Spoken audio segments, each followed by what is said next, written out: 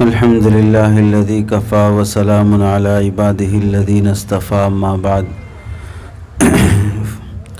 फ़अऊज़ु बिल्लाहि मिनश शैतानिर रजीम बिस्मिल्लाहिर रहमानिर रहीम मुहम्मदुर रसूलुल्लाह वल्लज़ीना मअहु अशिद्दाउ अलल कुफ़्फ़ार रुहमाउ बैनहुम तराहुम रुक्कअन सुज्जदन यब्तगून फ़ज़लन मिनल्लाहि व रिज़वाना सदक़ल्लाहुल अज़ीम। अल्लाहुम्मा सल्लि अला सय्यिदिना मुहम्मदिन व अला आलि सय्यिदिना मुहम्मदिन व बारिक व सल्लिम। अल्लाहुम्मा सल्लि अला सय्यिदिना मुहम्मदिन व अला आलि सय्यिदिना मुहम्मदिन व बारिक व सल्लिम। अल्लाहुम्मा सल्लि अला सय्यिदिना मुहम्मदिन व अला आलि सय्यिदिना मुहम्मदिन व बारिक व सल्लिम।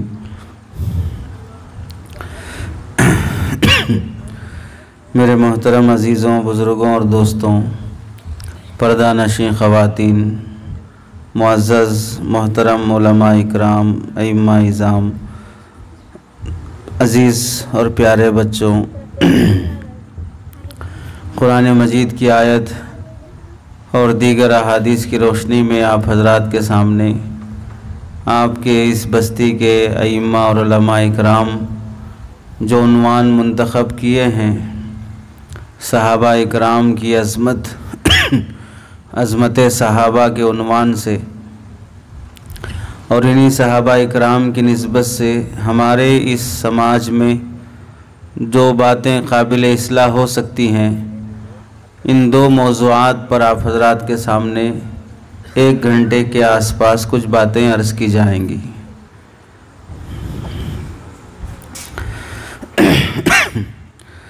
पहली बात, सहाबा इकराम की शान और उनकी अज़मत से मुताल्लिक़ ये है कि सहाबा इकराम अल्लाह के रसूल के मुहिब भी हैं और महबूब भी हैं।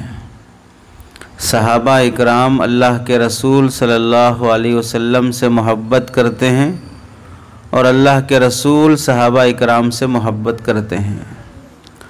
आपसी मोहब्बत का मामला है। सहाबा ने अल्लाह के नबी की खुशी की खातिर, अल्लाह के नबी अलैहिस्सलाम की राहत की खातिर, चाहे वो खुशी छोटी हो या बड़ी हो, चाहे वो राहत थोड़ी देर के लिए हो या हमेशा के लिए हो, अल्लाह के नबी की खुशी की खातिर अपनी जानें कुर्बान करने के लिए भी तैयार थे। अल्लाह के नबी अलैहिस्सलाम की राहत की खातिर अपनी नस्ल को भी कुर्बान करने के लिए तैयार थे। ये वो पाकीज़ा जमात है जो दुनिया में दोबारा कभी पैदा नहीं हो सकती। दुनिया में जितने अम्बिया इकराम आए हैं, उन तमाम नबियों के बाद अगर किसी इंसान का मकाम और मर्तबा है तो वो सहाबा इकराम का मकाम और मर्तबा है। सहाबा इकराम से मुताल्लिक़ अल्लाह के नबी अलैहिस्सलाम के सहाबा इकराम से मुताल्लिक़ उलमा ने लिखा है, सहाबा को पूरी दुनिया के इंसानों पर जो मकाम और मर्तबा मिला है वो सोहबत की वजह से मिला है। सहाबी कहते हैं वो इंसान हैं जो ईमान की हालत में अल्लाह के नबी अलैहिस्सलाम को देखा हो, या अल्लाह के नबी ने उन्हें देखा हो, या अल्लाह के नबी अलैहिस्सलाम के साथ ईमान की हालत में उन्होंने चंद लम्हे ज़िंदगी गुजारी हो और ईमान की हालत में ही उनकी वफ़ात हुई हो। ये सहाबी कहलाते हैं। हम में से कोई शख्स सहाबी नहीं है। हमने अल्लाह के नबी अलैहिस्सलाम को नहीं देखा और ना हमें अल्लाह के नबी अलैहिस्सलाम ने देखा है। हमने नबी का ज़माना नहीं पाया। तो जिन लोगों ने नबी का ज़माना पाया है, नबी की सोहबत पाई है, उस सोहबत की बरकत से सहाबी सहाबी कहलाते हैं। हज़रत मौलाना हकीम अख्तर साहब रहमतुल्लाहि अलैह फरमाते हैं, पूरी दुनिया में जितने इंसान रहते हैं, मुसलमान नहीं बल्कि पूरे इंसान पूरी दुनिया में जितने इंसान रहते हैं वो सारे इंसान अगर अल्लाह के मुत्तकी और परहेज़गार बंदे बन जाएं, सब के सब सैयदना अब्दुल कादिर जिलानी, जुनैद बगदादी रहमतुल्लाहि अलैह, ख्वाजा निज़ामुद्दीन औलिया, ख्वाजा मोइनुद्दीन चिश्ती रहमतुल्लाहि अलैह जैसे बुज़ुर्ग बन जाएं, उन तमाम इंसानों को एक पल्ले में रख दिया जाए और दूसरे पल्ले में सिर्फ़ एक सहाबी को रखें जो सहाबी सबसे आखिर में ईमान लाए हों और अल्लाह के नबी के साथ ईमान की हालत में सिर्फ उन्होंने एक दिन की ज़िंदगी गुजारी हो, लंबा अरसा भी नहीं गुजारा, एक दिन की ज़िंदगी अल्लाह के नबी के साथ गुजारी है ईमान की हालत में, फिर इंतकाल हो गए। वो सहाबी एक पल्ले में रख दिया जाए और पूरी दुनिया में जितने इंसान हैं वो सारे इंसान बुज़ुर्ग बन जाएं, अब्दुल कादिर जिलानी रहमतुल्लाहि अलैह जैसे बन जाएं और उन सब की इबादत की उम्र हज़रत नूह अलैहिस्सलाम की उम्र के बराबर हो। 9 साल, हज़ार साल ये लोग इबादत में गुजारे हों, फिर भी उस एक सहाबी को पूरी दुनिया के अब्दुल कादिर जिलानी नहीं पहुंच सकते। उन एक सहाबी को जिन्होंने सिर्फ एक दिन अल्लाह के नबी अलैहिस्सलाम की सोहबत पाई है, पूरी दुनिया के बुज़ुर्ग मकाम और मर्तबे को नहीं पहुंच सकते। इतना बड़ा मकाम है सहाबा इकराम का। सहाबा इकराम का यह मकाम किस वजह से है? उलमा ने लिखा है, पहली वजह तो यह है कि नबी की सोहबत। अल्लाह के नबी अलैहिस्सलाम पूरे नबियों में सबसे अफजल हैं, इमामुल अंबिया हैं।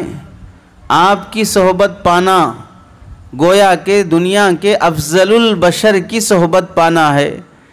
पूरे इंसानों में अल्लाह के बाद अगर किसी का मकाम है तो अल्लाह के नबी का मकाम है। अल्लाह के नबी का जो साथी बन जाए, उनकी जो सोहबत पाले, उसका मकाम अब नबियों के बाद सबसे पहले उसी आदमी का मकाम होगा जो सबसे अफजल इंसान का की सोहबत पाई हो। दूसरी वजह यह है, अल्लाह के नबी अलैहिस्सलाम मेराज के मौके पर अल्लाह ताला का आसमानों पर दीदार फरमाया। अल्लाह के नबी अलैहिस्सलाम ने आसमानों पर अल्लाह का दीदार फरमाया। अल्लाह के नबी की आँखों ने मेराज के सफ़र में अल्लाह को देखा है। उन आँखों को, जिन आँखों ने अल्लाह को देखा है, उन आँखों को सहाबा ने देखा है और उन्हीं आँखों से रसूलुल्लाह ने सहाबा को देखा है। यानी रसूलुल्लाह सल्लल्लाहु अलैहि वसल्लम ने अपनी आँखों से अल्लाह को देखा, उन्हीं आँखों से सहाबा को भी देखा और उन अल्लाह के नबी की इन आँखों को, जिन आँखों से अल्लाह के नबी ने अल्लाह को देखा है, सहाबा ने भी वो आँखें देखी हैं। तो ये आँखें जो अल्लाह का दीदार की हुई हैं, उन आँखों को जिन सहाबा ने देखा और उन आँखों से अल्लाह के नबी ने जिनको देखा है ईमान की हालत में, अब दुनिया का कोई इंसान ऐसा नहीं है जो अल्लाह के देखने का दावा करता हो या अल्लाह को देखे हुए को देखने का दावा करता हो। तो जाहिर सी बात है, पूरी कायनात में सबसे अजीम ज़ात वो अल्लाह की है। अल्लाह को जिन्होंने देख लिया उनको सहाबा ने देखा। तो इस नेमत की वजह से दूसरा कोई इंसान सहाबा के मकाम और मर्तबे को नहीं पहुंच सकता। तीसरी वजह यह है, सहाबा इकराम अल्लाह के नबी अलैहिस्सलाम से जिस कदर मोहब्बत फरमाते थे, इतना दुनिया में कोई इंसान आज तक पैदा नहीं हो सका जो सहाबा की तरह अल्लाह के नबी से मोहब्बत करके दिखाए। चुनांचे एक रिवायत में आता है, अबू सुफियान जो अभी ईमान नहीं लाए थे, वो सहाबा इकराम के बारे में नकल करते हैं, मा रअयतु मिनन्नासि अहदन युहिब्बु अहदन का हुब्बि अस्हाबि मुहम्मदिन मुहम्मदा।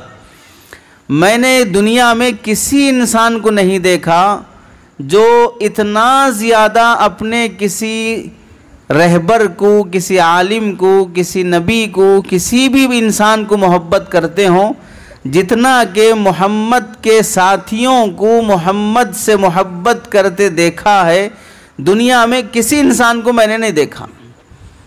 चुनांचे वो कहते हैं कि अल्लाह के नबी अलैहिस्सलाम के सहाबा का अल्लाह के नबी से मोहब्बत का ये आलम था। हम में से कोई भी ये मोहब्बत करके नहीं दिखा सकता, किसी से भी नहीं कर सकता कि अल्लाह के नबी अलैहिस्सलाम वज़ू बना रहे हों, कुल्ली कर रहे हों, चेहरा धो रहे हों, तो चेहरे से हाथों से गिरने वाला पानी, वो पानी भी सहाबा इकराम नीचे ज़मीन पर गिरने नहीं देते थे। वो पानी भी सहाबा इकराम उठाकर अपने चेहरे पर, अपने जिस्म पर मल लेते थे कि ये नबी के जिस्म से लगा हुआ पानी है। नबी के वज़ू के पानी को भी नीचे गिरने नहीं देते थे, नबी के कुल्ली के पानी को भी नीचे गिरने नहीं देते थे, क्योंकि आप अलैहिस्सलाम के जिस्म मुबारक में अल्लाह ताला ने बरकत रखी है, शिफा रखी है। तो वो बरकत और शिफा सहाबा इकराम अपनी मोहब्बत से भी ज़ाहिर फरमाते थे कि आप अलैहिस्सलाम के जिस्म अथर से जो मोहब्बत और ताल्लुक़ सहाबा इकराम का है, उस मुतालिक हज़रत हकीमुल उम्मत अशरफ अली थानवी रहमतुल्लाह अलैह लिखते हैं कि जितनी मोहब्बत सहाबा इकराम ने अल्लाह के नबी अलैहिस्सलाम से मोहब्बत की है, दुनिया में बाद में कोई इंसान ऐसी मोहब्बत करने वाला पैदा नहीं हो सका। एक उसकी मिसाल हज़रत अनस रज़ी अल्लाह तआला अन्हु, ये वो सहाबी हैं जिन्होंने अल्लाह के नबी अलैहिस्सलाम की 10 साल खिदमत की है। 10 साल अल्लाह के नबी अलैहिस्सलाम के घर के खादिम रहे हैं। इनकी वालिदा जब लाकर अल्लाह के नबी अलैहिस्सलाम के पास इनके हवाले किए, इनको जब हवाले किए, खिदमत के बाद वालिदा ने अल्लाह के नबी से दुआ की दरख्वास्त की कि या रसूलल्लाह मेरे बच्चे के हक़ में दुआ फरमा दें। यहाँ से हमको एक सबक हमारी ख़वातीन को समझना चाहिए, अपनी औलाद को नेक लोगों की सोहबत में ले जाने का एहतमाम करना। शादी है, मदरसे से छुट्टी करा के फंक्शन में ले जाने तैयार हैं, कहीं पिकनिक और घूमने के लिए जाना है, मदरसा और स्कूल से छुट्टी कराकर हम सब घूमने जा रहे हैं, इस वास्ते ले जाने तैयार है। कहीं किसी के यहाँ दावत है, चाहे वो जनाजे की दावत हो, किसी के मर जाने पे खाना हो, वो खाने खिलाने के लिए भी ले जाने तैयार है। लेकिन कोई बुज़ुर्ग, कोई अल्लाह वाला, कोई हाफिज़ साहब, कोई आलिम साहब, कोई दीनदार, कोई इमाम साहब, उनकी सोहबत में मेरा बच्चा एक आधा घंटा बैठे, उनकी नसीहतें सुने, ऐसा कितने बार ले जाने की तौफीक नसीब हुई। अजीब अजीब मसला है कि हम घर की औरतें, हमारे घर की औरतें अपने बच्चों के हक़ में इतनी दीवानी और इतनी इश्क और मोहब्बत वाली होती हैं कि मेरे बच्चे की कोई दावत ना छूटे, खाना खूब खाए, मज़ेदार खाने खाए, चाहे उसका स्कूल का निज़ाम बर्बाद हो, मदरसे का निज़ाम बर्बाद हो, तालीम बर्बाद हो, और फिर जब रिज़ल्ट सही नहीं आए तो फिर जाके टीचरों पर और असातिज़ा पर आउट लें कि बच्चा इतने दिन से पढ़ रहा है अभी तक कायदे में है, इतने दिन से पढ़ रहा है अभी तक नाज़िरे में है, इतने दिन तक पढ़ रहा है अभी तक फला में ही है। हफ्ते में 7 दिन है, 7 दिन में से 3 दिन तो दावतें खाने में लगाए और 4 दिन भी आने में देरी, जाने में जल्दी। घर में पढ़ाई का कोई निज़ाम ना बनाया जाए, बुज़ुर्गों के किस्से और वाक़ियात सुनाने के लिए कोई टाइम ना निकाला जाए, अल्लाह वालों की दुआएं लेने की कोशिश ना की जाए। घर में आने के बाद मोबाइल देखने का, सीरियल का, फिल्म का, ग़ीबतों का, गालियों का, बाज़ारी ज़ुबान का पूरा माहौल रहे। बच्चे को मकतब में उस्ताद जो पढ़ाते हैं, दुआएं जो सिखाते हैं, वो दुआएं घर के किसी आदमी को ना आते हों। खाने की दुआ हो, सोने की दुआ हो, कपड़े पहनने की दुआ हो, बड़ों का अदब हो, ये जितना भी मदरसे में या मकतब में सिखाया जाता हो, बच्चे से तो सिखा के भेज रहे हैं कि मकतब में बड़ों का अदब करना चाहिए, उनको ज़ुबान जवाब नहीं देना चाहिए। घर में आने के बाद बच्चा देख रहा है कि बहू सास को जवाब दे रही है, बीवी शोहर को जवाब दे रही है, छोटा बड़े को जवाब दे रहा है, यहाँ से सिखा के भेज रहे हैं कि जवाब नहीं देना है। तो एजुकेशन अलग है, थ्योरी अलग है और प्रैक्टिकल अलग है। जो सिखाया जा रहा है घर में वैसी ज़िंदगी नहीं मिल रही बच्चों को, तो कहाँ से बच्चे अपनी ज़िंदगी में वो चीज़ लाने की कोशिश करेंगे। तो हज़रत अनस रज़ी अल्लाह तआला अन्हु की वालिदा अपने बच्चे को अल्लाह के नबी की खिदमत में लाकर 10 साल के लिए रख दिया कि आपका खादिम है, और इस खिदमत का कोई मुआवजा भी नहीं, कोई सैलरी भी नहीं, माहाना इतना सैलरी देना पड़ेगा, कोई सैलरी नहीं, बस आप खिदमत के लिए कबूल कर लें, मेरी सआदत है। अल्लाह के नबी अलैहिस्सलाम की 10 साल खिदमत करने के बाद इन्हीं अय्याम में अल्लाह के नबी अलैहिस्सलाम ने उन्हें दुआ दी। एक दुआ क्या दी कि अल्लाह इनकी उम्र लंबी फरमा। दूसरी दुआ क्या दी कि अल्लाह इनके माल और औलाद में बरकत अता फरमा। उलमा ने लिखा है लंबी उम्र की दुआ मिली, तकरीबन 100 साल से भी ज़ायद उम्र पाई। 100 साल से भी लंबी उम्र हज़रत अनस रज़ी अल्लाह तआला अन्हु ने पाई। माल में बरकत की दुआ मिली तो हज़रत अनस रज़ी अल्लाह तआला अन्हु फरमाते हैं मदीने में दूसरे लोगों के खजूर के बागीचे से साल में 1 बार खजूर निकलते हैं, मेरे बागीचे से साल में 2 बार खजूर निकलते हैं। तीसरी दुआ ये फरमाई कि अल्लाह इनकी औलाद में बरकत दे। हज़रत अनस रज़ी अल्लाह तआला अन्हु फरमाते हैं कि मुझे अल्लाह ने 103 औलाद दिए हैं, 103 बच्चे।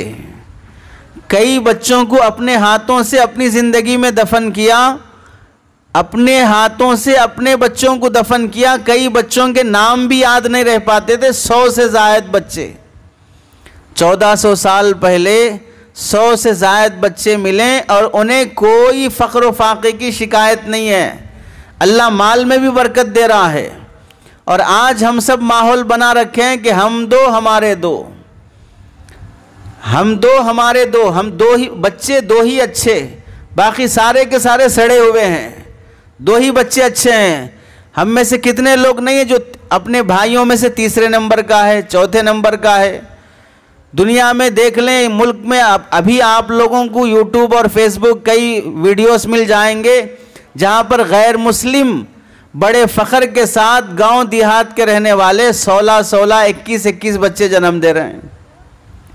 और इल्ज़ाम लगाया जा रहा मुसलमानों पर कि मुसलमान ज़्यादा बच्चे जन्म देते हैं। मुसलमानों के ज़्यादा बच्चे होने पर भी तकलीफ़ हो रही है। अलबत्ता मुसलमानों को अपनी औलाद की तालीम और तरबियत से गफलत नहीं बरतना चाहिए। बच्चे छोटे हैं, बच्चे ज़्यादा हैं, लेकिन पढ़ाई का निज़ाम नहीं है, तरबियत का निज़ाम नहीं है। चोरी करने वालों में मुसलमान पकड़ा जाए, गांजा नशा करने वालों में मुसलमान पकड़ा जाए, लड़कियों के साथ आवारागर्दी करने में मुसलमान पकड़ा जाए, 10th फेल होने में मुसलमान पकड़ा जाए, नौजवान किसी के यहाँ चोरी करते हुए पकड़ा जाए, डकैती करते हुए पकड़ा जाए। मुसलमान का नाम जब बदनाम होता है तो फिर उसे ज़्यादा उछाला जाता है। हमारी ज़िम्मेदारी है कि तरबियत के लिए अल्लाह वालों की सोहबत। जो लोग ये समझते हैं कि मोबाइल में स्टोरीज़ और मोबाइल में किस्से कहानियाँ, फिल्म और सीरियल दिखाने से बच्चों का नॉलेज बढ़ेगा, वो बिल्कुल नादान और गलत सोच रखने वाले इंसान हैं। अल्लाह वालों की सोहबत और उनके किस्से कहानियाँ सुनने से उनके असरात और बरक़ात मुरत्तब होते हैं। फासिक और फाजिर, शराबी, बेहया, बदकार लोगों के स्टोरीज़ फिल्म और सीरियल में दिखाने से कभी इनके अंदर तकवा, तहारत, बड़ों का अदब पैदा नहीं होगा। आप बताइए, आप में से जो 40-50 साल से बड़ी उम्र के हैं, आप लोगों को आपके माँ बाप ने कौन कौन से फिल्म दिखा के सुधारा है? आप में से 40-50 साल की उम्र से जो बड़े हैं, आपके वालिदैन आपको तरबियत देने और सुधारने के लिए कौन से फिल्म और सीरियल दिखाया करते थे? उस ज़माने में कौन सी टीवी थी 40-50 साल पहले दिखाने के लिए? कितने ज़्यादा फिल्म थे जो दिखाने के लिए? किस किस के घर में इतनी सहूलत थी कि हर आदमी अपने घर में टीवी रख सके और फिल्म देख सके। लेकिन बताएं 40-50 साल वाले लोग अभी भी जिस तमीज़ के साथ ज़िंदगी गुजार रहे हैं, आज की टेक्नोलॉजी के ज़माने में जो छोटे बच्चे पैदा हो रहे हैं, क्या उतने तमीज़ के नज़र आ रहे हैं? आज की जो नस्ल, आज का जो जनरेशन दिख रहा है कि उसके अंदर वो तमीज़, वो सलीकामंदी नज़र आ रही है? जबकि ये लोग ज़्यादा नॉलेज रखते हैं, जबकि इन्हें यूट्यूब है, फेसबुक है, गूगल है, दुनिया की बड़ी बड़ी टेक्नोलॉजियाँ देख रही हैं। तो पता ये चला कि इंसान की तरबियत में इंसान का हाथ होता है। इंसान की तरबियत में मशीन का हाथ नहीं होता। मशीन इंसान बनाता है, मशीन इंसान बनाता है, मशीनें इंसानों को नहीं बनाती हैं। ये माइक है इंसान बनाया, लाइट है इंसान बनाया, घर है इंसान बनाया, मोबाइल है इंसान बनाया, लैपटॉप है इंसान बनाया, सारी चीज़ें इंसान बनाता है। ये चीज़ें इंसानों को नहीं बनाती हैं। इन चीज़ों की वजह से इंसान आपस में एक दूसरे का दुश्मन बन जाता है, भाई भाई का कातिल बन गया। आपने देखा होगा 2 हफ्ते पहले हैदराबाद में एक छोटा भाई अपने बड़े भाई का कत्ल कर दिया बाप की ज़मीन की खातिर, बाप की ज़मीन की खातिर, जबकि बाप के मरे हुए अभी 50 दिन भी नहीं हुए, 50 दिन भी नहीं हुए। छोटा भाई अपने बेटे के साथ मिलकर बड़े भाई को कत्ल कर रहा है ज़मीन की खातिर। दोनों जेल में चले गए, बाप भी बेटा भी। और उधर एक औरत बेवा हो गई, बच्चे यतीम हो गए, ख़ानदान बदनाम हो गया। किसकी खातिर? चंद गज ज़मीन के टुकड़े की खातिर। कितने दिन जिएगा वो ज़मीन लेकर? क्या इज्जत मिलेगी ख़ानदान में? भाई को कत्ल करने के बाद जिस ज़मीन पर वो घर बनाएगा, जिस ज़मीन में वो रहेगा, जिएगा, कितने 100 साल की उम्र है आजकल इंसानों की? कितने दिन इंसान सेहत के साथ जी सकता है? रिश्तेदारियां तोड़कर, भाई बहनों के हुकूक मार कर, प्रॉपर्टियां हड़प कर, हराम का माल लेकर आदमी कितने दिन सुकून से खा के जी सकता है? तो तरबियत बहुत बड़ी चीज़ होती है। तरबियत के लिए बुज़ुर्गों की सोहबत। तो हज़रत अनस रज़ी अल्लाह तआला अन्हु की वालिदा जब लेके आई, अल्लाह के नबी की सोहबत और तरबियत मिली।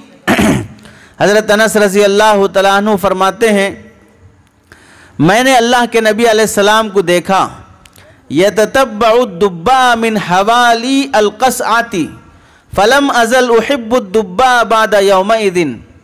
मैंने अल्लाह के नबी को देखा कि जब खाना तनावुल फरमाते तो सालन में आप लौकी और कद्दू बहुत तलाश कर कर के चुन चुन के खाते।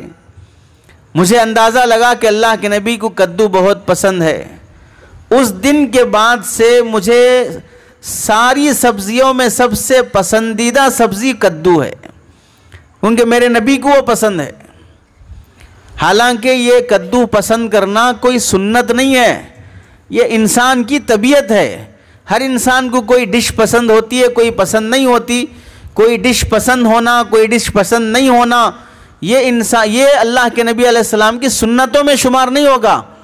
ये आप अलैहिस्सलाम का मिजाज है। लेकिन अपने मिजाज को अल्लाह के नबी के मिजाज की तरह बना लेना कि मेरे नबी को जो पसंद मुझे वही पसंद। एक मर्तबा दस्तरखान पर खाना खा रहे हैं तो उस वक्त तज़किरा आ गया अल्लाह के नबी अलैहिस्सलाम का। अल्लाह के नबी दुनिया से पर्दा फरमा गए। हज़रत अनस रज़ी अल्लाह तआला अपने बेटे के साथ बैठ के खाना खा रहे हैं। दस्तरखान पर तज़किरा हुआ कि अल्लाह के नबी अलैहिस्सलाम को कद्दू बहुत पसंद था। बेटे ने कहा कि मुझे पसंद नहीं है। हज़रत अनस रज़ी अल्लाह तआला दस्तरखान से उठे, खाना छोड़ा, घर के अंदर से तलवार लेके आए, बेटे की गर्दन पर तलवार रखा और ये कहा, अभी या तो तौबा करो और ये कहो कि मुझे कद्दू पसंद है, वरना तुम्हारा सर उड़ा दूंगा। कि अल्लाह के नबी अलैहिस्सलाम को जो चीज़ पसंद है उसके बारे में तुम ये बोलते हो कि मुझे पसंद नहीं है। नबी की पसंद के मुकाबले में अपनी पसंद को तरजीह देना। आज कितने मुसलमान हैं जो कहते हैं शरीयत में वो सब लिखा रहता मौल साहब, लेकिन नहीं चल सकते। इस्लाम में बोलते वो पर्दा करना बोल के, लेकिन नहीं कर सकते। शरीयत में बोलते सूद लेना देना हराम है, लोन लेना हराम है, EMI पे लेना हराम है, लेकिन ये ज़माने में नहीं चल सकता वो सब। कितने आराम से आदमी शरीयत के बड़े बड़े अहकामात का इनकार कर देता है। वहाँ तो सिर्फ कद्दूस की नापसंदीदगी पर हज़रत अनस रज़ी अल्लाह तआला तलवार लेके गर्दन पे रख दिए। अगर हम लोगों को देखते जो आराम से लोन लेके घर बना रहे हैं, आराम से लोन लेके बिजनेस कर रहे हैं, आराम से जोड़ा जहेज लेके शादियां कर रहे हैं, आराम से प्रॉपर्टियां हड़प रहे हैं, आराम से मीरास और माँ बाप की प्रॉपर्टियां लेकर भाई बहनों को महरूम कर रहे हैं, पार्टनर का हक मार रहे हैं, कर्जे लेकर जो उड़ा मार रहे हैं और एक दूसरे को के जान पे बने हुए हैं, तो अगर ऐसे लोगों को देखते तो सहाबा रोजाना एक की गर्दन उड़ा देते। हराम खा के भी बड़े सुकून से हैं, लूट मार के खा के भी बड़े सुकून से हैं, प्रॉपर्टियां हड़प के भी बड़े सुकून से हैं। कितने लोगों के कर्जे हड़प लिए और डकार भी नहीं ले रहे हैं। कितने लोगों के लाखों रुपए की जमीन हड़प ली और डकार भी नहीं निकल रहा है। बहुत बहुत खामोशी के साथ बड़े बुजुर्ग और सूफी बने नजर आते हैं, बड़े शरीफ बने नजर आते हैं।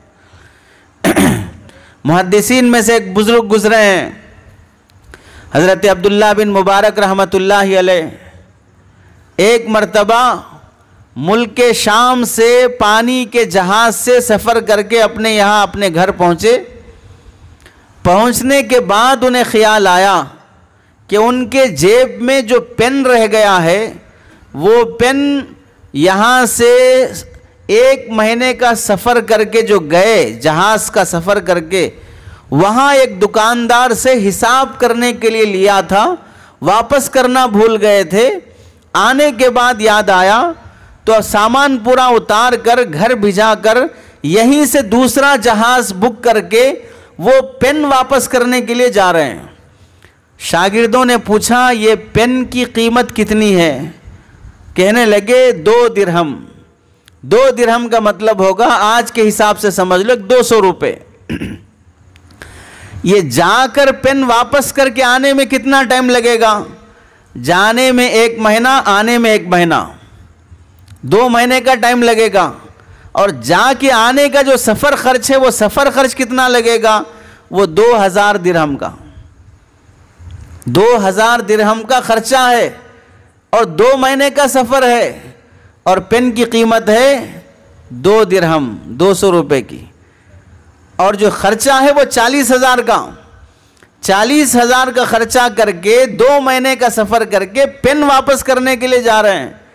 तो शागिर्दों ने कहा, इतनी मामूली चीज़ के वास्ते इतना रिस्क लेना, 2 महीने का सफ़र आप चले जाएंगे तो हमें हदीस बुखारी शरीफ कौन पढ़ाएगा?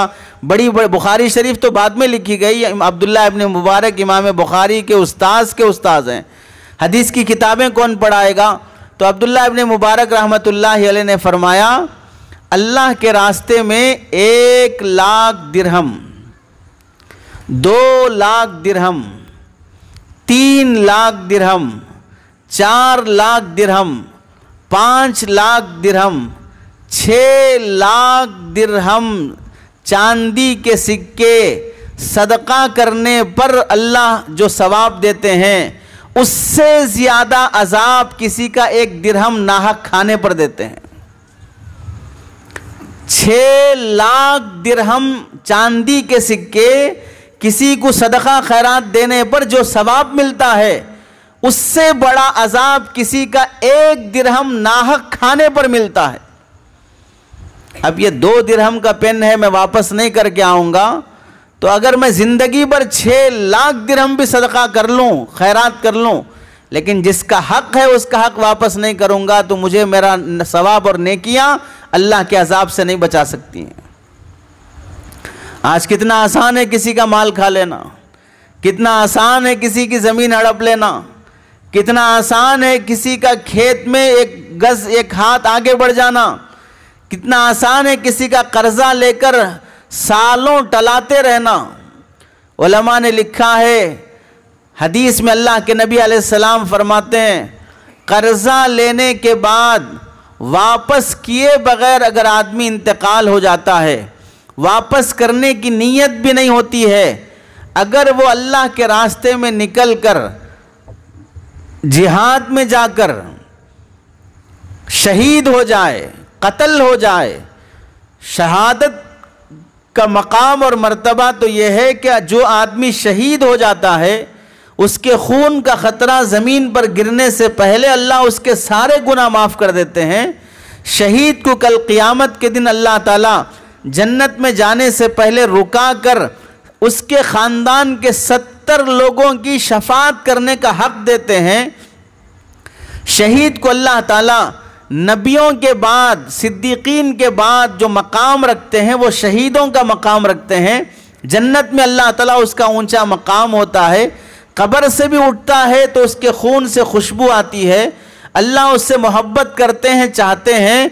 लेकिन अगर वो किसी का कर्जा लेकर मरा है, इतने बड़ी फजीलतें मिलने के बाद भी अल्लाह ताला कर्जे की वजह से उसे जन्नत में भी जाने नहीं देंगे।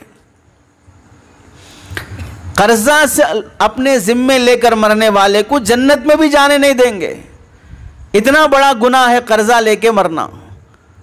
इसी कर्जे में से उलमा ने लिखा है, अगर किसी ने अपनी बीवी से निकाह के मौके पर जो मेहर मुतय्यन किया था वो मेहर अब तक अदा नहीं किया है, आगे अदा करने की नीयत और ख्याल भी नहीं है, ये मेहर जो निकाह में तय हुआ था वो बीवी का कर्जा है, वो मेहर अगर अदा नहीं करेगा और ऐसे ही दुनिया से चला जाएगा, कल कर्जदारों का जब हिसाब होगा तो बीवी के मेहर का भी हिसाब होगा। और एक हदीस में अल्लाह के नबी अलैहिस्सलाम ने फरमाया, जो शोहर अपनी बीवी का मेहर अदा नहीं करना चाहता है, दिए बगैर मरना चाहता है, अल्लाह ताला कल ऐसे शोहर को जानियों की सफ में खड़ा करेंगे। बदकारी और बाजारीपन के काम करने वाले मर्दों की सफ में खड़ा करेंगे। तो माल के हुकूक की कितनी रियायत है। इन सहाबा के वाक़यात से हमें समझना चाहिए, अल्लाह के नबी अलैहिस्सलाम को जो चीज़ पसंद है वो चीज़ अगर अपनी औलाद को पसंद नहीं है, कितना नाराज़। और हम देख लें हमारे इन छोटे बच्चों के सरों पे जो कटिंग है, बाल के तरीक़े यहूदियों की तरह, गैर मुस्लिमों की तरह, जिस पर अल्लाह की लानत बरसती हो, किसको दिखाने के लिए? ये बालों की कटिंग जो गैरों की शबीह पर है, किसको दिखाने के लिए है? अल्लाह के नबी अलैहिस्सलाम की सुन्नत क्या है? कपड़े पहनने का अंदाज, खाना खाने का अंदाज, छोटे छोटे बच्चों के हाथ में मोबाइल और उसमें वीडियोस, सीरियल, कार्टून्स, जिससे बच्चों का जहन अभी से गैर इस्लामी बनते जा रहा है। किस माँ को फिक्र है, किस बाप को एहसास है? परसों हमने एक वीडियो देखा जिसमें गांव के लोग, पूरे गांव के जो बड़े बड़े बूढ़े किस्म के उम्र वाले हैं, सब बैठकर एक मीटिंग की और उसमें उन्होंने कहा कि हमारे गांव का हर बच्चा मोबाइल की वजह से बदमाश बन रहा है। न उसे बड़े छोटे की तमीज़ है, न माँ बाप की कदर है, न बुज़ुर्गों का एहतराम और इज़्ज़त है, ज़ुबान पर गालियाँ हैं, जब देखो फिल्म सीरियल है। तो इसलिए, और हमारे इन बच्चों का रोज़ाना स्कूल में शिकायत है, ना होमवर्क कंप्लीट है, ना सबक याद करके आता है, ना लिख के लाता है। ये जनरेशन अगर इस तरह बदमाश होकर, आवारा होकर बड़ा होगा तो कल हमारी नस्ल के लिए क्या नाम लाएगा? तो तमाम उस गांव की और बस्ती के बड़े लोगों ने जमा होकर ये मशवरा किया, आज के बाद से हमारे पूरी बस्ती में कहीं मोबाइल नहीं रहेगा। जिसके घर में मोबाइल है सब बाहर लेके आओ, सब लाकर एक गली में चौरास्ते पर डाला और सब मिलकर पत्थरों से मोबाइल को कुचल कर पूरे गांव ने अपने गांव से मोबाइल से तौबा किया कि इस मोबाइल की वजह से हमारे गांव में नहुसत है। छोटी छोटी उम्र के बच्चे भी नामुनासिब वीडियोस देख रहे हैं, लड़कियों की गंदी तस्वीरें देख रहे हैं, जवानी से पहले ही गलत कामों में मुब्तला हो रहे हैं, जो चीज़ें देखनी नहीं चाहिए। आज के ज़माने में तो उलमा अगर उनसे पूछा जाए, ये मशवरा दे रहे हैं, अगर कोई घराना ऐसा है जो इस बात का अहद करता है कि हमारे घर में कोई शख्स मोबाइल नहीं रखेगा, तो उसको ये इजाज़त दे रहे हैं कि आप टीवी रख सकते हैं। टीवी कहाँ पर लगाओ? हॉल में लगाओ। और उसमें क्या करो? मेमोरी कार्ड लाकर उसमें 100 बयानात, 100 नातें, कुरान मजीद, ये उस चिप के ज़रिए से उस टीवी में लगा दो। जब भी तुम्हें देखना हो, या तो बयान मिलेगा, या तो नात मिलेगी, या तो कुरान मिलेगा, या तो कोई दीनी स्टोरीज मिलेंगे। ये अगर तुम हॉल में लगाकर देखना और अपनी औलाद को दिखाना चाहते हो, इसकी तुम्हारे लिए गुंजाइश है। शर्त यह है कि घर में मोबाइल नहीं होना, वरना घर में बड़ा खबीस भी बैठा है, छोटा खबीस भी बैठा है, इस तरह हो जाएगा। छोटे बच्चों का दिल बहलाने के लिए तो टीवी लगा दिया और खुद बीवी एक तरफ, शोहर एक तरफ, बड़ा बच्चा एक तरफ, छोटा बेटा एक तरफ, सब इस वक्त घर में होते हुए भी घर में नहीं है, एक साथ होते हुए भी एक साथ नहीं है। बच्चा रो रहा है फिर भी माँ की नज़र मोबाइल और सीरियल से नहीं हट रही है। तरबियत के लिए बुजुर्गों के किस्से होते हैं, तरबियत के लिए ये दुनियावी फिल्म स्टोरीज और सीरियल्स नहीं होते। हज़रत थानवी रहमतुल्लाह अलैह दूसरा किस्सा लिखते हैं। एक खातून हज़रत आयशा रज़ी अल्लाह तआला अन्हा के पास आई और पूछने लगी कि मेहंदी लगाना कैसे है। एक है मेहंदी हाथों में लगाना, दूसरा है मेहंदी सर और बालों में लगाना। तो हज़रत आयशा रज़ी अल्लाह तआला अन्हा ने फरमाया, ला बास वलाकिन्नी अकरहु कान हबीबी यकरहु रिहहु। मेहंदी लगाना कोई बुरी बात नहीं है, लेकिन अल्लाह के नबी अलैहिस्सलाम को मेहंदी की जो बू है वो पसंद नहीं थी, इस वास्ते मैं मेहंदी नहीं लगाती हूँ। सवाल क्या है? बालों में मेहंदी लगाना अच्छा है कि बुरा है? हज़रत आयशा रज़ी अल्लाह तआला अन्हा ने फरमाया, बालों में मेहंदी लगाना अच्छी बात है, लेकिन रसूलुल्लाह को पसंद नहीं था, इस वास्ते मैं मेहंदी नहीं लगाती हूँ। हाँ, हाथों में मेहंदी लगाना अल्लाह के नबी को पसंद है, इस वास्ते औरतों के लिए बिलखुसूस ये एहतमाम है। अल्लाह के नबी नापसंद फरमाते थे कि किसी औरत के हाथ बगैर मेहंदी के हों। मर्दों को मेहंदी लगाने की इजाज़त नहीं है। मर्द अगर मेहंदी लगाता है तो वो आधा मर्द है, आधा औरत है। मर्द अगर मेहंदी लगाता है तो मर्द आधा मर्द है, आधा औरत है। ये हाथ मर्दाना है, इस पे औरतों की अलामतें नहीं होना चाहिए। ये हाथ मर्दाना है, इसमें औरतों की अलामत नहीं होना चाहिए। इसमें नाम और निशान, बहुत से नौजवान टैटू बना लेते हैं, बहुत से नौजवान कड़ा पहनते हैं, हाथ में काला धागा बांधते हैं और इससे समझते हैं कोई स्टाइल है, इससे समझते हैं किसी बला और मुसीबत से बच जाएंगे। काले धागे में कोई पावर नहीं है और सिल्वर के कड़े में कोई पावर नहीं है। कोई मखसूस किस्म का पत्थर और अंगूठी पहनने में कोई पावर नहीं है। आपको मालूम होना चाहिए, अगर कोई आदमी हजरे अस्वद काबतुल्लाह में लगा हुआ जो पत्थर है वो तोड़ के लाके अपनी अंगूठी में लगा ले तो भी हजरे अस्वद उसे मुसीबत से बचा नहीं सकता। हजरे अस्वद से बड़ा अफजल पत्थर कौन सा है दुनिया में? हजरे अस्वद तो जन्नत से आया हुआ पत्थर है। जब हजरे अस्वद को तोड़कर अंगूठी में लगा लोगे, हजरे अस्वद को तोड़कर अगर गले में डाल लोगे तावीज़ बनाकर, वो पत्थर भी किसी मुसीबत से, बीमारी से बचा नहीं सकता। सिवाय अल्लाह के कोई नहीं है जो मुसीबत और बीमारियों से बचा सके। अगर पत्थरों के साथ हमारा अकीदा जुड़ जाए, तागों के साथ अकीदा जुड़ जाए, कड़ों के साथ अकीदा जुड़ जाए, वो मुसलमान कहलाने के काबिल नहीं हो सकता।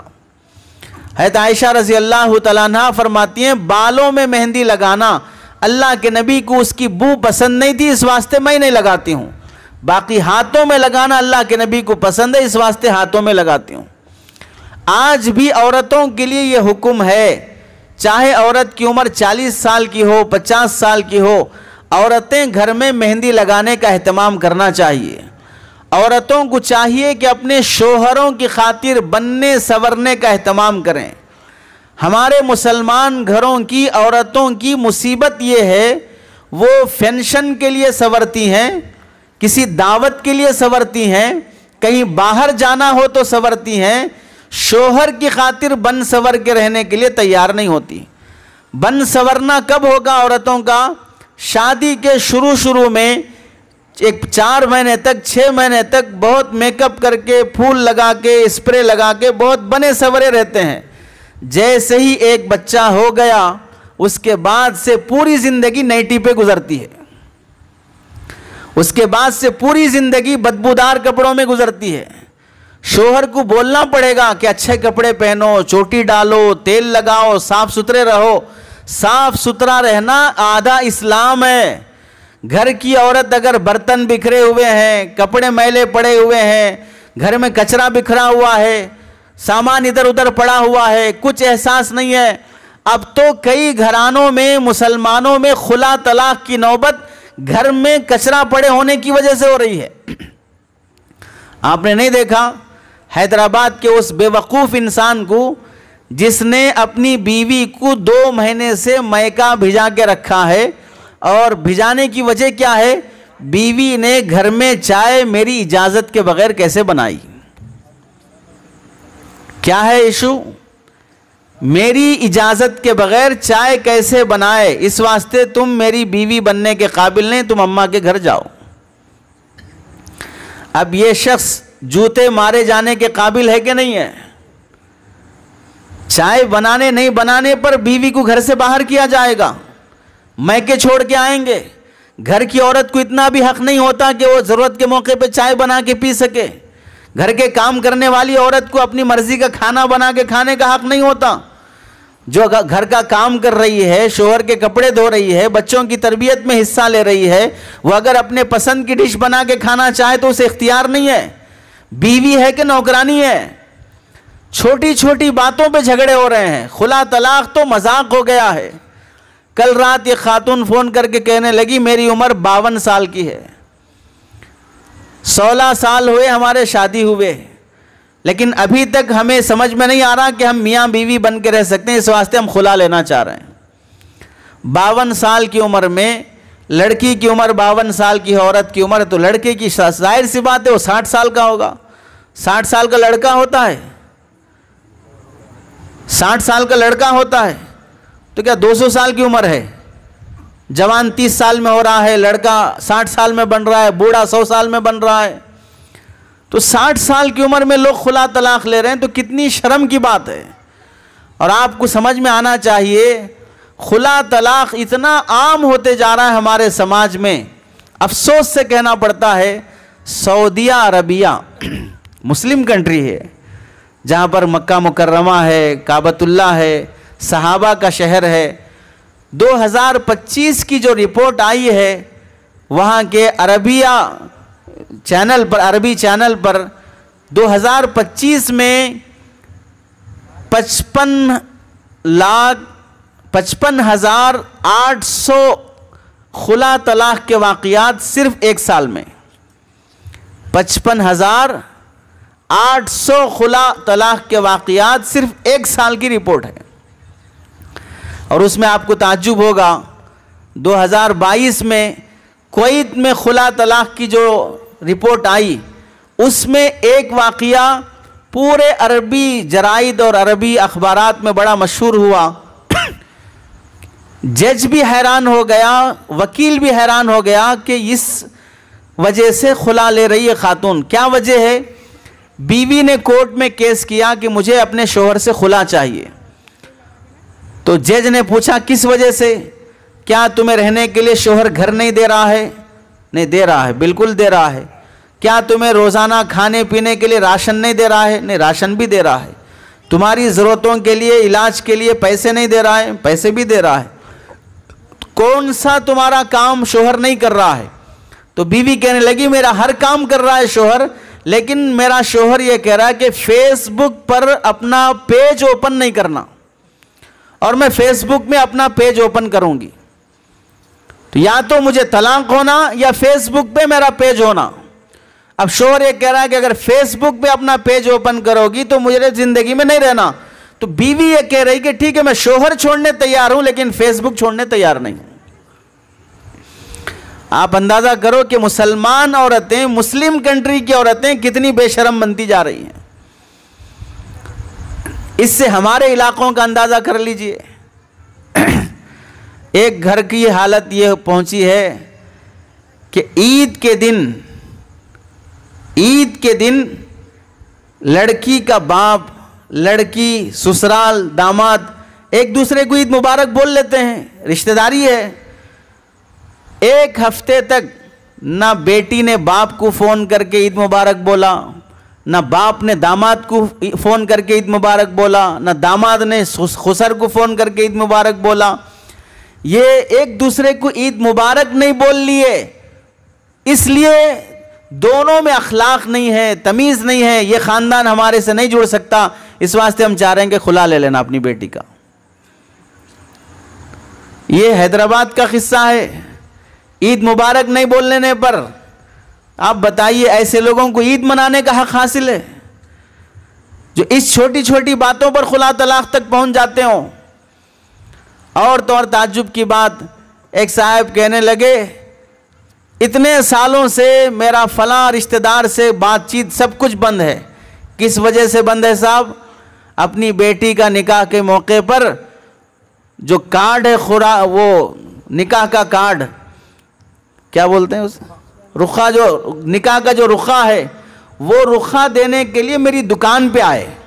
क्या मैं फुटपाथ का आदमी हूँ? घर को लाके देना था, दुकान को लाके दिया। इस वास्ते इतने सालों से मेरी उनसे बातचीत बंद है। ये मुसलमान की ज़िंदगी है जिसमें अल्लाह के नबी अलैहिस्सलाम फरमाते हैं 3 दिन से ज़्यादा अगर बातचीत बंद रखोगे तो तुम्हारी कोई इबादत कबूल नहीं होगी, दुआएं कबूल नहीं होंगी। और मुसलमान का हाल ये है कि सिर्फ रुखा दुकान पर लाकर देने से इंसल्ट हो गई और कह रहा है कि क्या हम फुटपाथ के आदमी हैं, घर नहीं हमारा, घर पे लाके देना था, इस वास्ते इतने सालों से हमारी उनसे बातचीत बंद है। और तो और आपको ताज्जुब होगा, मुसलमानों के हालात इतने बदतर होते जा रहे हैं। एक साहिब कहने लगे मेरे फलां रिश्तेदार अपनी बेटे या बेटी की शादी में बुलाए और रुखे पर सिर्फ मेरा नाम लिखे, विथ फैमिली नहीं लिखे, तो क्या मैं यतीम हूँ? मेरा कोई सहारा नहीं है, मेरा कोई ख़ानदान नहीं है, मेरे आसपास कोई भी नहीं है, सिर्फ मुझे बुला रहे हैं, मेरे परिवार को नहीं बुला रहे हैं। इस वास्ते इतने दिनों से मेरी उनसे बातचीत बंद है। ताज्जुब नहीं है इन बातों पर?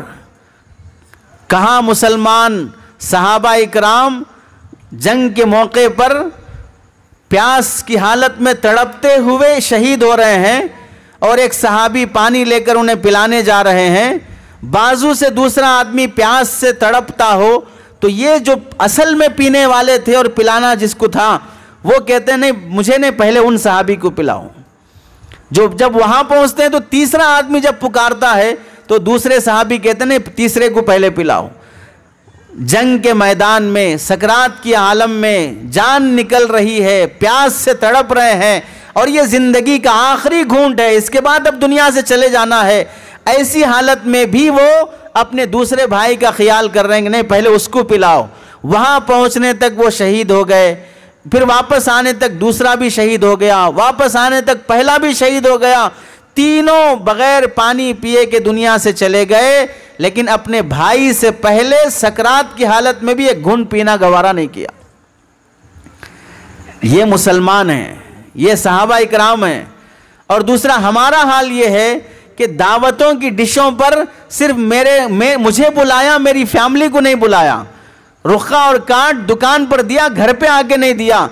इस वजह से एक दूसरे से बातचीत बंद, इस वजह से एक दूसरे के साथ ताल्लुकात बंद, एक दूसरे से दुश्मनियां और नफरतें। कितना फ़र्क है हम में और सहाबा में, कितना फ़र्क है हम में और सहाबा इकराम की ज़िंदगी में। हम लोग जो कहते हैं इस्लाम अखलाक से फैला है, इस्लाम तलवार से नहीं फैला, वाक़ईतन तलवार से नहीं फैला। जो लोग बोलते हैं वो गलत बोलते हैं, झूठे हैं, बेवकूफ़ हैं। आप हिस्ट्री उठाकर पढ़ लीजिए। इंडोनेशिया इस वक्त दुनिया का सबसे बड़ा मुस्लिम मुल्क है, जहाँ पर सबसे ज़्यादा मुस्लिम आबादी है। और पूरी हिस्ट्री में इंडोनेशिया में कोई सहाबी, कोई ताबई जाना साबित ही नहीं है। ना जंग की खातिर जाना साबित है, ना तिजारत की खातिर जाना साबित है। कोई सहाबी इंडोनेशिया आया ही नहीं है। और पूरी दुनिया में इस वक्त इंडोनेशिया बड़ा मुस्लिम मुल्क है। वहाँ कैसे मुसलमान हो गए लोग? किसने उन्हें मुसलमान बनाया? जाहिर सी बात है, इस्लाम तलवार की जोर से नहीं फैला है। क्यों? वजह क्या है? हम सब जानते हैं मुसलमान होने के लिए सिर्फ जुबान से ला इलाहा इल्लल्लाह बोलना काफ़ी है या दिल से भी अल्लाह को एक मानना ज़रूरी है? दिल से भी अल्लाह को एक मानना ज़रूरी है। सिर्फ ज़बान से कोई आदमी मुसलमान होने का कलिमा पढ़ेगा वो मुसलमान नहीं होगा। और आप बताइए, दिल में कोई आदमी अल्लाह को एक ना माने और ज़ुबान से कोई आदमी अल्लाह को एक बोले, वो मुसलमान ही नहीं हो सकता। अगर मैं किसी की गर्दन दबाकर कलिमा पढ़ा भी लूँगा, वो ज़ुबान से पढ़ेगा, दिल से नहीं पढ़ेगा, तो मुसलमान ही नहीं हुआ। जब मुसलमान ही नहीं होगा तो ज़बरदस्ती से इस्लाम कैसा? लेकिन इस्लाम जो फैला वो अखलाक से फैला है। अखलाक किसके? हमारे अखलाक से फैला कि सहाबा के अखलाक से फैला? हमारे अखलाक से फैला कि ताबईन के अखलाक से फैला? जाहिर सी बात है, इस्लाम अखलाक से फैला है, लेकिन मेरे और आपके अखलाक से नहीं फैला। मेरे और आपके अखलाक इतने बदतर और ख़राब हो गए कि जो लोग इस्लाम में आना चाहते हैं वो भी रुके हुए हैं इस वास्ते कि इनके अखलाक ख़राब हैं। हमारे अखलाक को देखकर लोग इस्लाम में आना नहीं चाहते हैं। हमारे मुल्क के बड़े आलिम दीन हज़रत मौलाना खलीलुर रहमान सज्जाद नौमानी साहब दामत बरकातुहुम एक मौके से फरमाने लगे, दिल्ली के बड़ी बड़ी यूनिवर्सिटीज़ में जाना हुआ, वहाँ पर कई गैर मुस्लिम और ईसाई पढ़ी लिखी एजुकेटेड लड़कियों ने और वहाँ पढ़ाने वाली प्रोफेसर्स उन्होंने जब इस्लाम के बारे में रिसर्च किया, जब वो इस्लाम के बारे में जो मुसावात है, एतदाल है, अदल है, ख़वातीन के हुकूक़ हैं, मीरास में उनको हक़ है, इज़्ज़त है, ये सब जब उन्होंने पढ़ा तो कहने लगे कि इस्लाम इतना प्यारा मज़हब है कि हम उसे रिसर्च करने के बाद हम ये चाहते हैं कि हम मुसलमान हो जाएं। लेकिन क्यों नहीं हो रहे हैं साहब? तो वो ख़वातीन, वो पढ़ी लिखी लड़कियां कहने लगी कि इस्लाम में एक बड़ी घटिया किस्म की रस्म है, वो है कटनम की रस्म।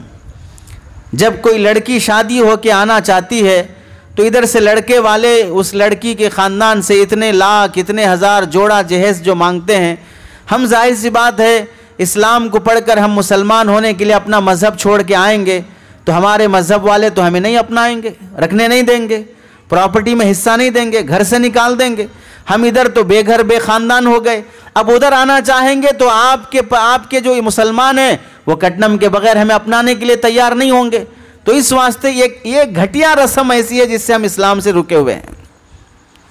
आप बताइए कितना मुसलमान बड़ी बदतमीज़ी के साथ, बेशर्मी के साथ, बैंड बाजे बजाते हुए, डीजे लगाते हुए, नाचते नचाते हुए, पूरे रसूमात के साथ शादी ब्याह करते हैं। इस मौके पर उन्हें याद नहीं आता कि हम ये जो गलत रस्म कर रहे हैं इससे कितने लोगों पे इम्पैक्ट पड़ रहा है, कितने लोग इससे गलत तासुर ले रहे हैं।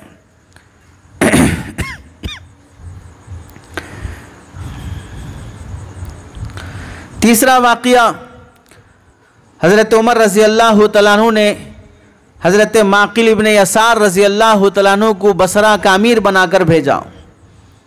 जब वो दारुल हुकूमत तशरीफ़ ले गए तो बड़े बड़े बसरा और फ़ारस के मालदार और रईस किस्म के लोग कि हमारे शहर में मदीना जो कैपिटल सिटी है वहाँ से गवर्नर पहली बार आया है इसलिए दावत रखेंगे। दस्तरखान बिछाया और दस्तरखान पे जब खाने लगे तो एक निवाला उनके हाथ से गिर के नीचे गिर गया। तो वो फरमाते हैं दस्तरखान पर बैठे हुए एक निवाला गिर जाने पर, उस वक्त निवाला चावल का नहीं था, रोटी का था। रोटी नीचे गिर भी जाए तो मिट्टी इतना ज़्यादा नहीं लगती जितना चावल को लगती है। तो गिरी हुई वो रोटी उठाकर जब खाने लगे तो बड़े बड़े मालदार दौलतमंद टेबल पे बैठे हैं खाने के लिए, गिरा हुआ लुक़मा उठा के खा रहे हैं। तो लोगों ने थोड़ा हकीर नज़र से देखा, भाई गवर्नर है, कैपिटल सिटी से आया है और हमारे मुल्क पे हुकूमत करने के लिए आया है, नीचे गिरा हुआ टुकड़ा उठा के खा रहा है। तो उस मौके पर पूरे मालदारों के सामने ये सहाबी फरमाने लगे, अल्लाह के नबी अलैहिस्सलाम ने हमें यह हुक्म दिया है कि जो लुक़मा हाथ से गिर जाए उसे शैतान के लिए ना छोड़ो, उसे साफ़ करके उठा के खा लो।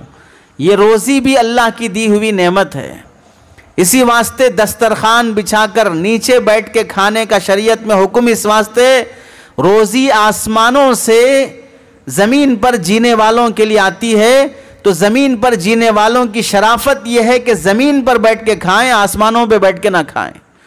टेबल कुर्सी से मना इसी वास्ते किया जाता है। जो लोग माजूर हैं कुर्सियों पे बैठने की वजह से, घुटनों के दर्द की वजह से, उनके लिए इजाज़त है। आम लोगों के लिए दस्तरखान बिछाकर खाने का हुक्म है।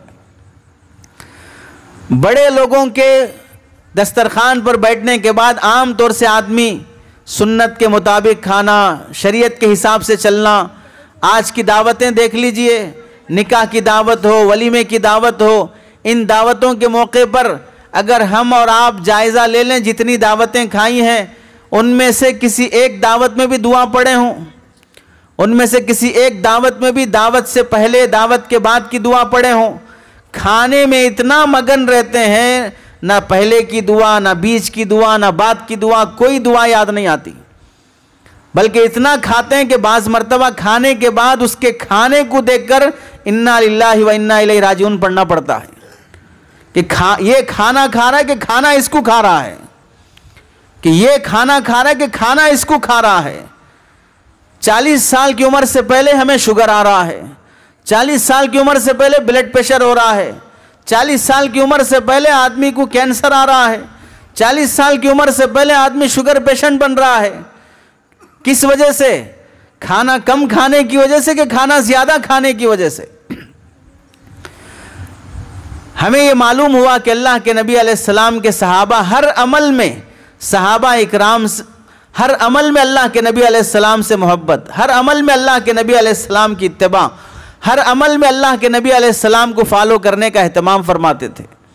चुनांचे वाक़ियात में लिखा है, सहाबा इकराम इतनी बड़ी खुशकिस्मत जमात है कि अल्लाह के नबी अलैहिस्सलाम ने जिस मौके पर भी जो काम भी सहाबा को हुक्म फरमाया, उसमें से कोई ऐसा नहीं था जिस के सहाबी ने यह मना किया हो कि रसूलुल्लाह हम ये काम नहीं कर सकते, या रसूलुल्लाह हमसे काम नहीं होगा। किसी काम का हुक्म अल्लाह के नबी ने फरमाया और सहाबा ने इनकार किया, ऐसा एक हुक्म भी नहीं है।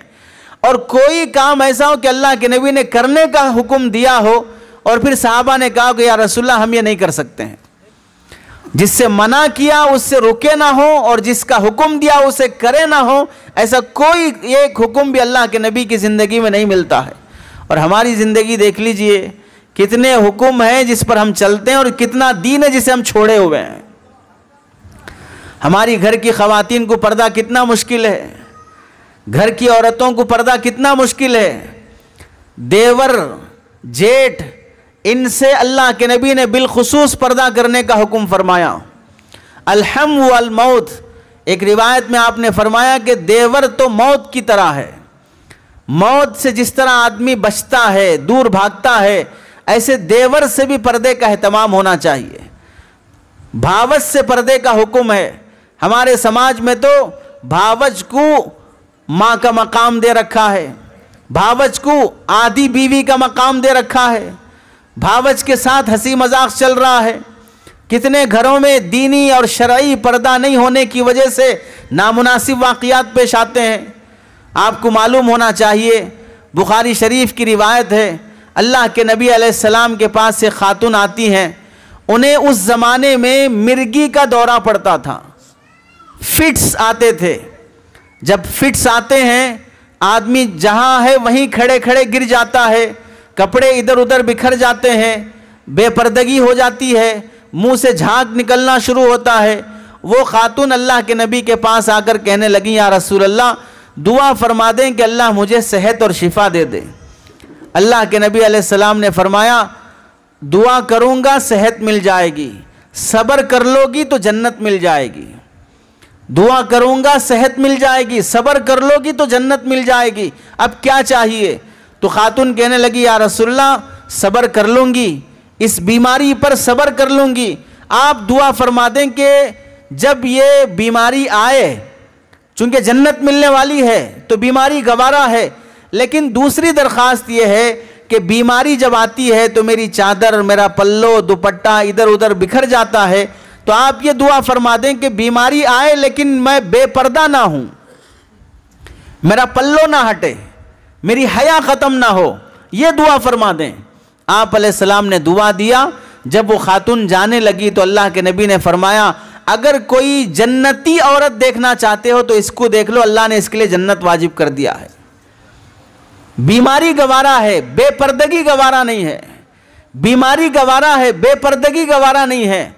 आज दावतों में जाने की खातिर बेपर्दगी, थोड़ा सा जेवर गले में पहन लिया, थोड़ी सी चूड़ियां हाथ में पहन ली, थोड़ा अच्छा ड्रेस पहन लिया, थोड़े अच्छे से सर पे बाल आ गए, तो जिस दावत में जाएंगे वहां पर सबको दिखाने की खातिर जानबूझकर दुपट्टा सर से हटाएंगे, जानबूझकर अपना गला दिखाना चाहेंगे, जानबूझकर अपने जेवर दिखाना चाहेंगे। हजरत थानवी रहमतुल्लाह अलैह ने लिखा है, फंक्शनों के मौके पर पड़ोसियों से मांग कर पहन कर जाने वाले कपड़े और जेवर देना भी गुनाह है, लेना भी गुनाह है। किसी फंक्शन में जाना है, हमारे पास चूड़ियां नहीं है, हमारे पास नेकलेस नहीं है, हमारे पास बंगड़ियां नहीं है, हमारे पास अच्छी चाइन नहीं है, अच्छा मांगटिला नहीं है, अच्छे झूमा अच्छे कम्मे नहीं है, तो हम दूसरों के मांग के पहन के जा रहे हैं। देने वाली औरत को भी गुनाह होगा, लेने वाली औरत को भी गुनाह होगा, क्योंकि दोनों का मकसद है पहन के जाएंगे, दूसरों को दिखाएंगे। एक गुनाह के लिए दिया जा रहा है, एक बेहयाई के लिए दिया जा रहा है। वो पर्दा जिन घरों में नहीं आएगा, याद रखें, हम अपने बच्चों को अच्छे खाने खिलाने तैयार हैं, अच्छे कपड़े पहनाने तैयार हैं, अच्छे स्कूल देने तैयार हैं, अच्छी गाड़ियां दिलाने तैयार हैं, अच्छी घड़ी और मोबाइल दिलाने तैयार हैं। हमारी नस्ल को इन सब सामान से ज़्यादा अच्छी तरबियत की ज़रूरत है। हम अपनी औलाद को मालदार बनाने के मुकल्लफ नहीं हैं, हम अपनी औलाद को दीनदार बनाने के मुकल्लफ हैं। हम अपनी औलाद को दीनदार बनाने के मुकल्लफ हैं। मालदार बना के छोड़ेंगे, दीनदार बना के नहीं छोड़ेंगे, यही औलाद जनाजा पढ़ने के लिए भी तैयार नहीं होगी। यूपी का वाक़या है अभी 1 महीना पहले का। एक बाप अपनी फैमिली की खातिर यहाँ से कमाने की खातिर यूएस गया। वहाँ उसकी सैलरी 30,000 रुपये है महाना। आपने भी देखा होगा, 30,000 रुपये सैलरी है, कमाते हुए अपने परिवार को पाल रहा है। फिर ख्याल हुआ कि अपने बेटों को, अपने बच्चियों को, बीवी को भी बुला लें, तो उनको भी बुला लिया। बीवी पढ़ी लिखी थी, जॉब करने की ख्वाहिश थी, तो उसका भी जॉब लग गया। बीवी को शोहर से ज़्यादा सैलरी आने लगी। इसकी 30,000, बीवी की 60,000 है। जब 60,000 सैलरी आना शुरू हुई, खुद कमाने लगे, तो बीवी ने कहा, मुझे तुम्हारी अब बीवी बन के रहने की ज़रूरत नहीं, मैं खुद कमा रही हूँ, खा रही हूँ, इस वास्ते मुझे खुला तलाक चाहिए। वहीं पर होते हुए शोहर से अलग हो गए, बच्चों को लेकर बीवी अलग हो गई।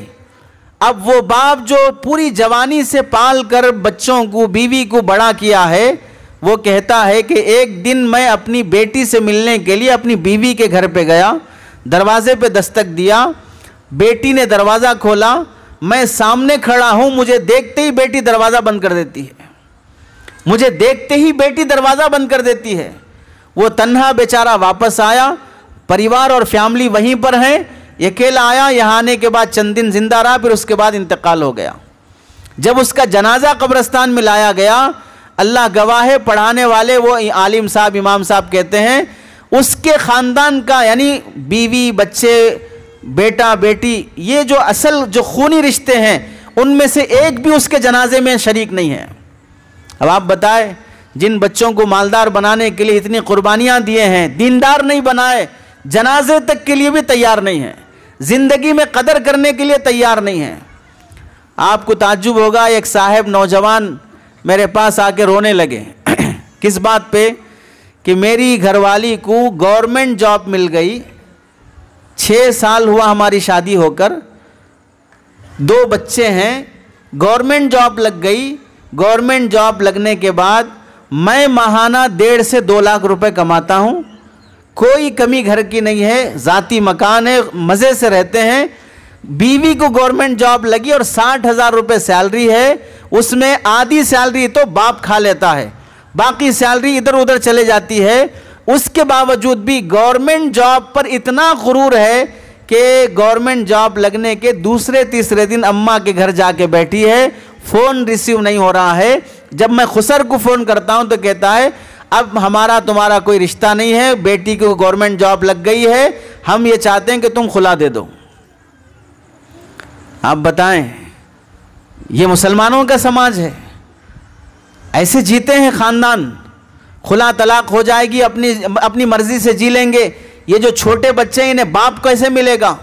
इन्हें बाप का सहारा कौन देगा? खुला तलाक की वजह से दोनों अलग हो जाएं, नुकसान सबसे ज़्यादा छोटे बच्चों का होता है।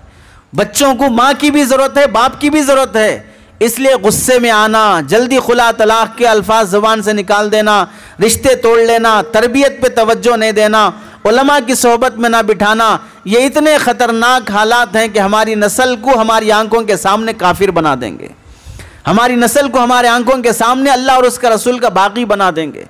इसलिए बुज़ुर्गों जिम्मेदारी है, उलमा के बयानात सुने, बुज़ुर्गों की सोहबतों में रहें, अपनी औलाद की तरबियत की फ़िक्र करें। मोबाइल की ज़िंदगी से जितना बच सकते हो बचें। ये पूरे ख़ानदान और नस्ल को बर्बाद कर देने वाली चीज़ें हैं। अल्लाह से दुआ है कि अल्लाह ताला हम सब को अमल की तौफ़ीक़ नसीब फ़रमाए। आमीन व आखिर दावाना अनिल हम्दुलिल्लाहि रब्बिल आलमीन।